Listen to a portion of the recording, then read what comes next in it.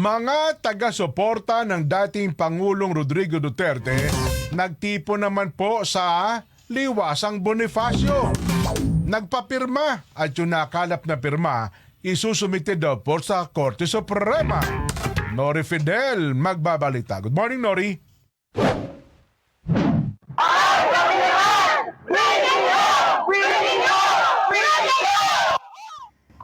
Kasabay ng unang araw ng pagdinig sa kaso o confirmation charges of hearing ni dating Pangulo Rodrigo Duterte sa The Hague, Netherlands, nagtipon sa Liwasang Bonifacio ang kanyang mga taga-suporta.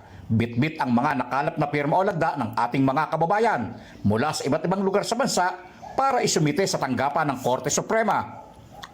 Nilahukan ng iba't ibang grupo ang nasabing pagtitipon bilang pakikisa sa panawagan na pabalikin sa bansa ang dating Pangulo dahil naninindigan sila na iligal ang ginawang pag-aresto at pagpapatapon sa kanya sa The Hague, Netherlands na nasa kustodiya ng International Criminal Court o ICC. Ayon kay Joy Cruz, organizer ng Tight Kami Naman Signature Campaign, nasa mahigit 162,000 ang nakalap na nilang pirma para sa unang araw ng pagsusumite sa Korte Suprema at patuloy pa ang kanilang kampanya para sa nasabing pirma. We will bring the signature campaign as a matter of fact before the Supreme Court that 162,000 plus of Filipino people wants PRRD home. And we believe that the first step to bring PRRD home is for them to resolve the habeas corpus cases and other related case sa illegal arrest ni PRRD. Dagdag pa ni Cruz, marapat lang na maiparating sa Supreme Court para resolusyonan dahil kung nagawa nila kay Duterte na ipatapon sa ibang bansa, paano pa ang isang ordinaryong Pilipino?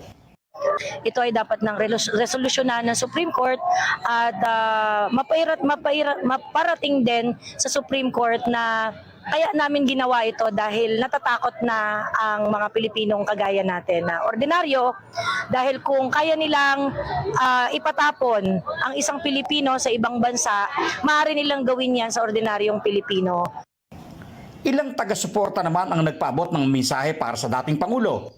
Sa iyong kalusugan na kayo po ay pauwi na po dito sa aming mahal na bayan. Kami at kabuuan ng aming grupo sa Duterte Rider Supporters ay nakikisa at patuloy na nagtitipon-tipon upang manawagan ang ating mahal na dating Tigong ay pauwi na po dito sa ating mahal na bansa.